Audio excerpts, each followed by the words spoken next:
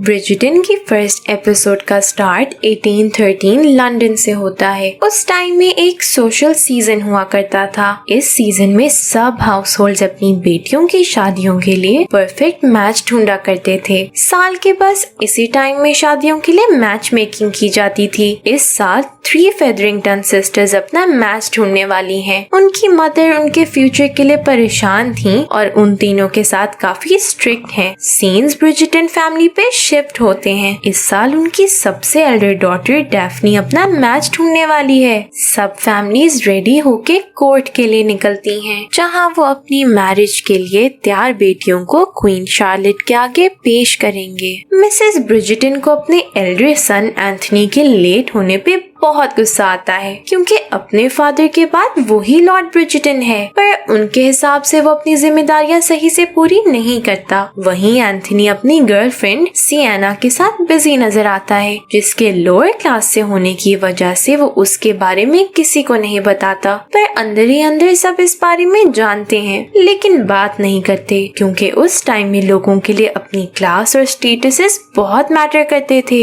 जरा सा स्कैंडल उनकी जिंदगियां तबाह कर सकता है। कोर्ट में एक एक करके सब लड़कियां क्वीन के आगे प्रेजेंट की जाती हैं, क्योंकि आज के दिन क्वीन को राजी करना सबसे ज्यादा जरूरी है। अब क्वीन को तो सीजन की हीरोइन यानी डेफ्नी ही सबसे ज्यादा पसंद आनी है। क्वीन खुद अपनी सीट से उठ के डेफ्नी की तारीफ करती है। लेडी व्हिसलडाउन एक ऐसी लेडी है जिसको ना तो कोई जानता है और ना ये किसी ने देखा है, पर वो सबके बारे में हर चीज जानती है। वो टाउन के लोगों के सीक्रेट्स और डिटेल्स एक स्कैंडल पेपर में लिख के टाउन में सेल करती है। इस बार वो अपने पेपर में डेफ्नी की तारीफ करती है और उसे टाउन की सबसे खूबसूरत लड़की बताती है, जिसे इस सीजन में तो कोई कंपटीशन नहीं दे सकता। ये पढ़ के डेफ्नी और उसकी मदर बहुत प्राउड फील करती हैं। सीन्स फेदरिंगटन हाउस पे शिफ्ट होते हैं, जहाँ लॉर्ड फेदरिंगटन की दूर की कजिन मरीना थॉम्पसन की बातें चल रही थी, जो इस सीजन इनके साथ रहने आ रही है, क्योंकि उसे हेल्प करने के लिए उसकी फैमिली में कोई लेडी नहीं और वो शादी की एज में आ चुकी है। लेडी फेदरिंगटन को लगता है कि मरीना उसकी बेटियों के लिए कोई कंपटीशन नहीं होगी, पर फिर उसे देख के लेडी फेदरिंगटन परेशान हो जाती है, क्योंकि मरीना तो बहुत ही प्यारी निकलती है। अब लेडी फेदरिंगटन को अपनी बेटियों की ज्यादा फिक्र होने लगती है। ड्यूक ऑफ हेस्टिंग्स साइमन अपने फादर की डेथ के बाद बिजनेस को देखने टाउन में वापस आता है। लेडी डैनबरी, जो कि साइमन की मदर की बेस्ट फ्रेंड थी,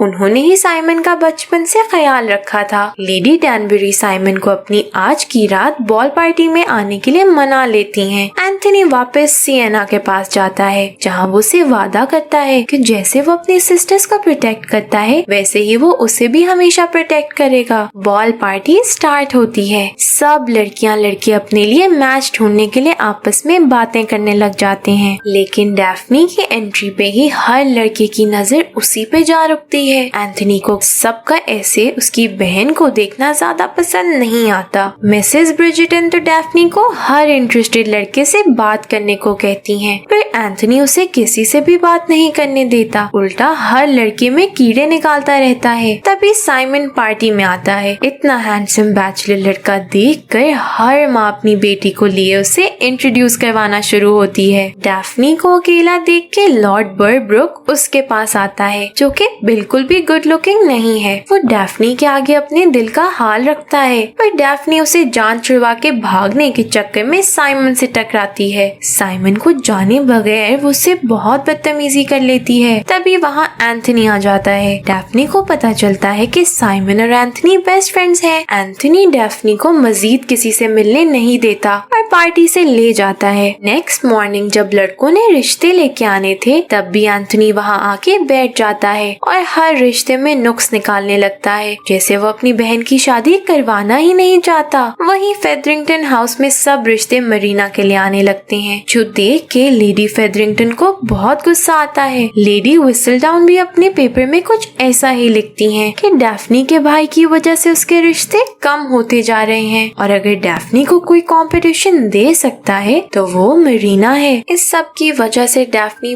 बहुत मायूस हो जाती है। उसकी मायूसी और बढ़ाने के लिए लॉर्ड बर्ब्रुक रिश्ता लेके आ जाता है। यहाँ लेडी फेदरिंगटन मरीना के लिए आने वाले सब रिश्तों को इनकार करने लग जाती है। ब्रिजिटन्स का सबसे छोटा बेटा कॉलिन भी मरीना को पसंद करने लग जाता है। इस बात से अनजान कि फेदरिंगटन की सबसे छोटी बेटी पेन और उसी की बहन एलोइस की बेस्ट फ्रेंड उसे कितना पसंद करती है। डैफ्नी एंथनी की हरकतों की वजह से बहुत डिसहार्ट हो जाती है। वो उससे कहती है कि सारी जिंदगी उसे इसी मोमेंट के लिए रेडी किया गया था, पर आज जब ये दिन आ गया है तो एंथनी ये सब उसके लिए बहुत मुश्किल बना रहा है। शादी के अलावा उसके पास कोई ऑप्शन नहीं है, ना ही कभी उसने और कोई मकसद बनाने की कोशिश की है। लेडी व्हिसलडाउन इस पर साइमन के बारे में लिखती है। उसके हिसाब से साइमन हर लड़की को इसलिए इग्नोर कर रहा है कि उसका कोई शादी का इरादा ही नहीं है। ये बात किसी हद तक सही भी है। लेडी डैनबरी और लेडी ब्रिजिटन व्हिसलडाउन की राइटिंग से तंग आके साइमन और डैफ्नी का मैच बनाने का फैसला करती हैं, ताकि उन दोनों को अच्छा मैच भी मिल जाए और लोगों के मुंह भी बंद हो जाएं। मरीना अपने मंथली साइकिल ना होने पर परेशान हो जाती है, क्योंकि उसे डर होता है कि वो प्रेग्नेंट हो गई है। साइमन लेडी ब्रिजिटन के कहने पर उनके घर डिनर पे जाता है। वहाँ वो ऐसे सारी फैमिली को साथ एंजॉय करता देख के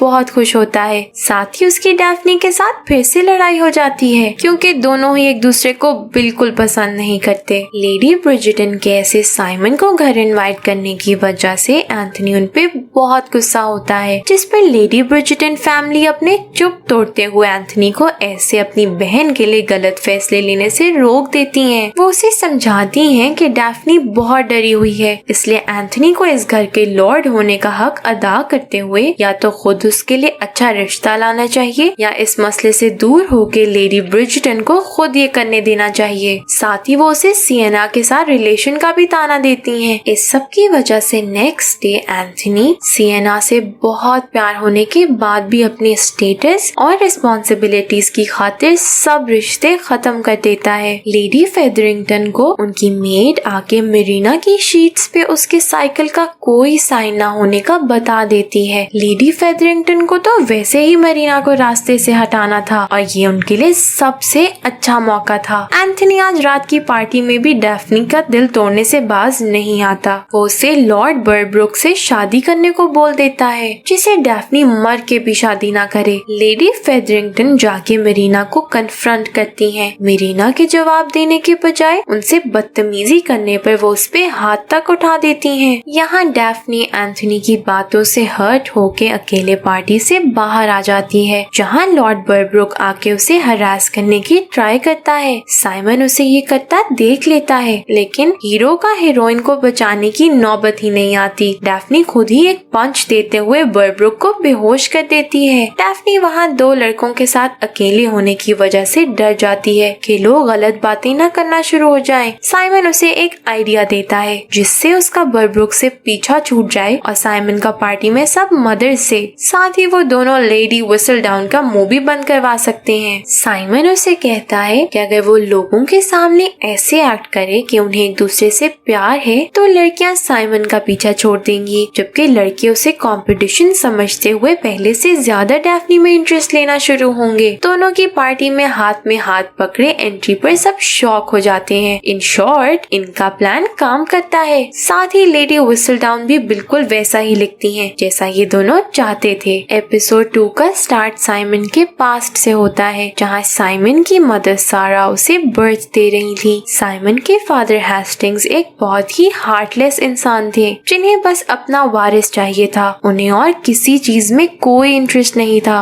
सारा सारी जिंदगी उनके प्यार को तरसती रही और अब इतने साल बाद फाइनली उनका बच्चा होने वाला था, पर फिर भी बस हेस्टिंग्स को ये परवाह थी कि बेटा है कि नहीं। लेडी डैनबरी भी वहाँ पहुँच जाती हैं। सारा साइमन को बर्थ देते देते इस दुनिया से रुखसत हो जाती है, पर हेस्टिंग्स को इस बात का कोई दुख नहीं होता। वो बस बेटा होने की खुशी मनाने में लगे रहते हैं। साइमन अपने फादर से हद से ज्यादा नफरत करता है। हर जगह अब बस डैफ्नी और साइमन का ही चर्चा है। लेडी व्हिसलडाउन तक बस उनके बारे में ही लिख रही थी। लेडी ब्रिजिटन और लेडी डैनबरी उन्हें ऐसे साथ देख के बहुत खुश होती हैं। यहाँ डैफ्नी और साइमन इस प्लानिंग में लग जाते हैं कि साइमन शादी से कैसे दूर रहे और डैफ्नी को इसी सीजन अपना अपना परफेक्ट मैच मिल जाए। फेदरिंगटन हाउस में सबको मरीना की प्रेगनेंसी का पता चलता है, पर फेदरिंगटन्स की बेटियां हैरान थीं कि शादी के बगैर वो कैसे प्रेग्नेंट हो गई, क्योंकि पुराने टाइम में तो इस टॉपिक को इतना ओपनली डिस्कस नहीं किया जाता था और शादी से पहले लड़कियों को इस सब के बारे में कुछ भी नहीं पता होता था। पेन और एलोइस दोनों ही ये शादी के वेज में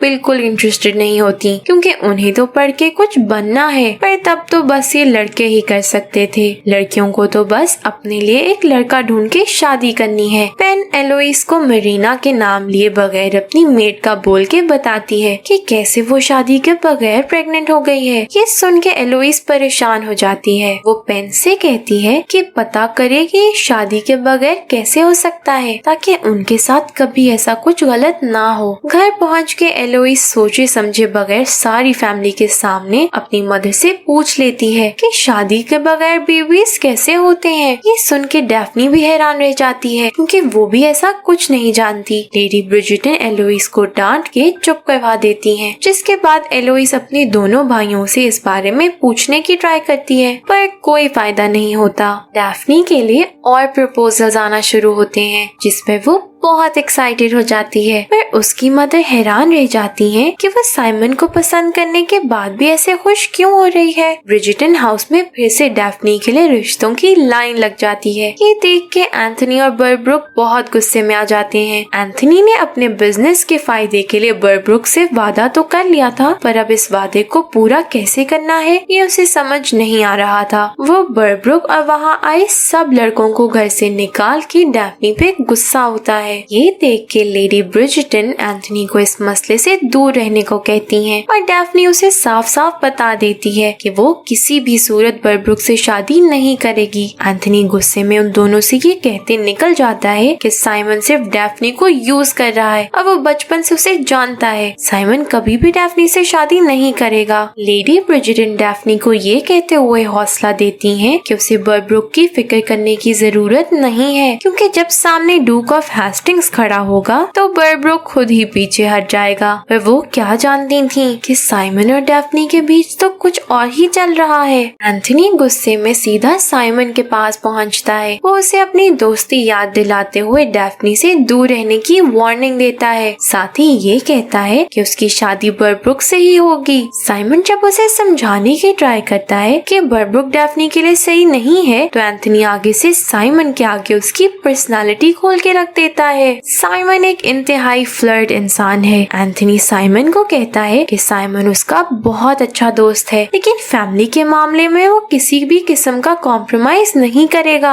एंथनी के वहाँ से जाते ही साइमन पास्ट में चला जाता है, जहाँ हम देखते हैं कि साइमन को तो कभी फैमिली का प्यार मिला ही नहीं। साइमन की मदर की डेथ के बाद उसके क्रूअल फादर ने उसके साथ बहुत बुरा सलूक रखा। वो बस साइमन को परफेक्ट बनाना चाहते थे, जो कि वो नहीं बन सका। साइमन अपने फादर की डर की वजह से स्टैमर करना शुरू हो गया था। उसके ऐसे रुक रुक के बोलने की वजह से हेस्टिंग्स उसे नफरत करने लग गया और अपने घर से निकाल दिया, ये कहते हुए कि मेरा बेटा नहीं है, याद से मेरे लिए मर चुका है। पेन मरीना से इंफॉर्मेशन निकलवाने के लिए उसके रूम में जाती है। मरीना पेन की मासूमियत देखते हुए बस इतना बताती है कि वो और जॉर्ज एक दूसरे से प्यार करते हैं। जॉर्ज इस वक्त स्पेन में जंग लड़ रहा है, लेकिन उसे भूला नहीं है। आज भी उसे लेटर्स लिखता है और उसका बच्चा इन दोनों के प्यार का नतीजा है। क्वीन शार्लेट कोई भी न्यूज स्कैंडल या एक्साइटमेंट ना मिलने की वजह से बोर हो जाती है और लेडी ब्रिजिटन को खुद अपने साथ एक प्राइवेट टी पार्टी के लिए इनवाइट करती है। सीन्स वापस साइमन के पास्ट पे शिफ्ट होते हैं, जहाँ अपने फादर के ठुकराया जाने के बाद उसे डरे हुए बच्चे को लेडी डैनबरी संभाल लेती हैं। वो उसे इतना कॉन्फिडेंट बनाती हैं कि आज अब लोग उसे देख के रश करते हैं। पार्टी में डैफ्नी और साइमन को साथ देख के एंथनी और बर्ब्रुक को